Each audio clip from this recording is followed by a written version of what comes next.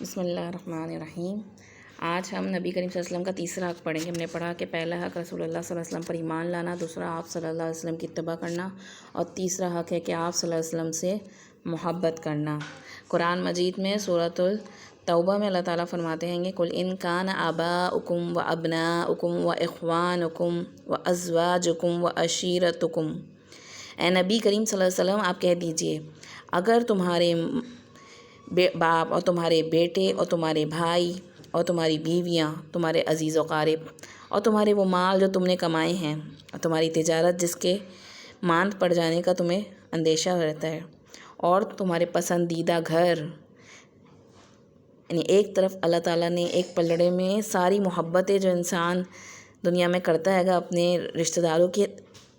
حوالے سے، اور مال اور گھر اور تجارت کے حوالے سے، اپنے کاروبار کے حوالے سے، وہ سب محبتیں ایک طرف جمع کر دیں، اور دوسری طرف اگر یہ سب محبتیں تمہیں اللہ اور اس کے رسول اور اللہ کی راہ میں جہاد سے زیادہ محبوب ہیں، دوسرے پلڑے میں کیا ڈالا گیا؟ اللہ کی محبت اور اس کے رسول کی محبت اور اللہ کے دین کی جد و جہد، تو پھر انتظار کرو یہاں تک کہ اللہ تعالیٰ کا فیصلہ آ جائے، یعنی اللہ کا عذاب آ جائے۔ اور یاد رکھو اللہ تعالیٰ ایسے فاسقوں کی رہنمائی نہیں فرماتا،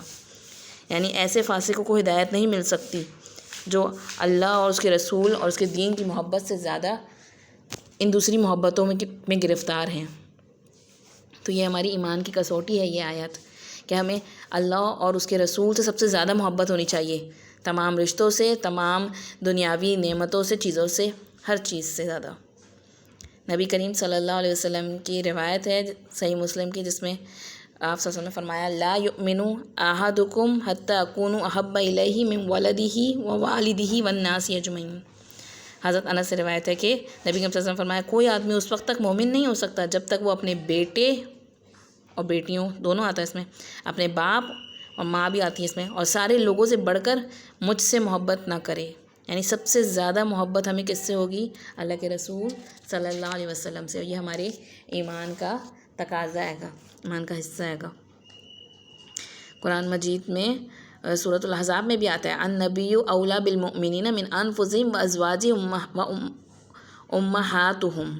نبی کریم صلی اللہ علیہ وسلم کی ذات اہل ایمان کے لیے ان کی اپنی جانوں سے بھی مقدم ہے، اور نبی کی بیویوں اور اہل ایمان کی مائیں ہیں۔ نبی کی بیویاں جو ہیں وہ اہل ایمان کی مائیں ہیں، سورہ احزاب کی آیت نمبر 6 میں آتا ہے۔ اسی طرح نبی کریم صلی اللہ علیہ وسلم نے صحیح مسلم کی روایت میں آتا ہے فرمایا ذاقت طعم الایمان، ایمان کا مزہ تو اس شخص نے چکھا ہے، اصل میں ایمان کا مزہ چکھا کس نے ہے؟ من رضی باللہ ربا وبالاسلام دینا، جو اللہ کے رب ہونے پہ راضی ہوا اور اسلام کے دین ہونے پہ راضی ہوا، وبی محمد صلی اللہ علیہ وسلم رسولہ، اور حضرت محمد صلی اللہ علیہ وسلم کے رسول ہونے پر راضی ہوا وہ شخص، تو حقیقت میں اس نے ایمان کا مزہ چکھا ہے۔ تو ہمیں اصل میں جو ایمان، جو پورا ایمان آتا ہے جس میں آمنت باللہ و ملائکتی و کتبی و رسولی سب کچھ ہے، تو اس میں کیا آئے گا کہ ہمیں اللہ سے بھی راضی اور اسلام کے دین سے بھی راضی، کہ اسلام میں جو کچھ دین میں بتایا گیا میں اس سے راضی ہوں، میں اسے تسلیم کرتا ہوں، اگرچہ ہم ابھی پوری ٹوٹلی عمل نہ بھی کر پا رہے ہوں، لیکن اس پہ ہماری انگلیاں نہیں اٹھنی چاہیے، حجتیں نہیں ہونی چاہیے، اور محمد صلی اللہ علیہ وسلم کے رسول ہونے پہ راضی، کہ آپ صلی اللہ علیہ وسلم جو کچھ دے رہے ہیں گے، خواہ وہ قرآن مجید کی شکل میں آئے یا وہ احادیث مبارکہ کی شکل میں آئے، ان سب چیزوں پہ راضی ہے میرا دل، اور شدید محبت کے ساتھ نبی کریم صلی اللہ علیہ وسلم کی۔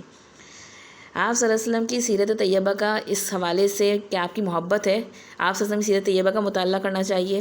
اپنی مجالس میں ہمیں آپ صلی اللہ علیہ وسلم کا ذکر خیر کرنا چاہیے، اور آپ صلی اللہ علیہ وسلم سے محبت کا اظہار کرتے رہنا چاہیے، یہ اہل ایمان پر واجب ہے۔ اس حوالے سے ایک روایت آتی ہے کہ حضرت انس بن مالک رضی اللہ کہتے ہیں کہ ابو بکر صدیق رضی اللہ عنہ اور حضرت عباس رضی اللہ عنہ انصار کی ایک مجلس کے پاس سے گزرے تو دیکھا کہ وہ لوگ رو رہے ہیں، انصار جو ہیں صحابہ اکرام میں سے، جو مدینہ کے صحابہ اکرام جو تھے جنہوں نے مہاجرین کو پناہ دی اور مدینہ میں آپ صلی اللہ علیہ وسلم کو ویلکم کیا، انہیں انصار کہا جاتا ہے گا۔ تو انہوں نے پوچھا آپ کیوں رو رہے ہیں انصار صحابہ اکرام سے؟ تو انہوں نے کہا ہمیں رسول اکرم صلی اللہ علیہ وسلم کی صحبتیں یاد آ رہی ہیں۔ یہ سن کر وہ دونوں رسول اللہ صلی اللہ علیہ وسلم کی خدمت میں حاضر ہوئے اور آپ صلی اللہ علیہ وسلم کو انصار کی بات بتائی۔ آپ صلی اللہ علیہ وسلم اپنے سر پر چادر باندھے ہوئے باہر نکلے،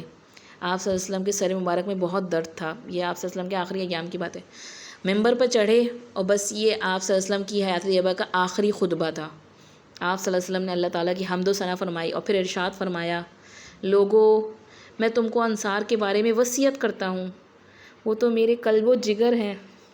اللہ کے رسول صلی اللہ علیہ وسلم انصار صحابہ اکرام کو کیا کہہ رہے ہیں؟ وہ تو میرے قلب و جگر ہیں، ان پر جو میرا حق تھا وہ ادا کر چکے، اب ان کا حق جنت باقی ہے۔ ان میں سے جو کوئی نیک ہو اس کی قدر کرنا، اور جو کوئی برا ہو اس کے قصوروں سے درگزر کرنا۔ یہ صحیح بخاری کی روایت ہے۔ نبی کریم صلی اللہ علیہ وسلم نے انہیں اپنا قلب و جگر کہا، اور آپ نے فرمایا کہ وہ میرا حق ادا کر چکے۔ کیا کیا تھا انصاری صحابہ اکرام نے؟ اپنے دل، اپنے گھر، اپنا سامان سب کھول دیا تھا اللہ کے رسول صلی اللہ علیہ وسلم اور اس دین کی نصرت کے لیے۔ اس دین کے لیے اپنی ہر چیز حاضر کر دی تھی، اور ہر طرح کا خطرہ موڑ لیا تھا۔ ساری عرب کا جو ہے تیروں کے نشان مدینہ کی طرف پلٹ آ گئے تھے جب نبی کریم صلی اللہ علیہ وسلم مدینہ منورہ پہنچے ہیں گے۔ تو انصار صحابہ اکرام نے ہر دم ہر لحاظ سے قربانیاں کریں اور اپنے اوپر دوسروں کو ترجیح دیا۔ آپ نے وہ واقعات سنے ہوں گے جب انصاری صحابہ اکرام کے درمیان مہاجرین کے ساتھ مواقعات ہوتا ہے، تو انہوں نے یہاں تک کہ اپنے اپنے آدھے باغات آدھے کر کے، اپنی کاروبار آدھے کر کے، یہاں تک کہ کچھ انصاری صحابہ نے تو یہ تک کہہ دیا کہ ہمارے پاس جو بیویاں آئیں گی ان میں سے آپ بتائیں تو ہم اس کو طلاق دے کے آپ کو ایک میں شامل کر لیتے ہیں، مطلب آپ کو اس سے نکاح کر لیجیے گا۔ مطلب یہ ان کا ایثار اور قربانی کا لیول تھا دین کی خاطر۔ اللہ اور اس کے رسول سے محبت اتنی تھی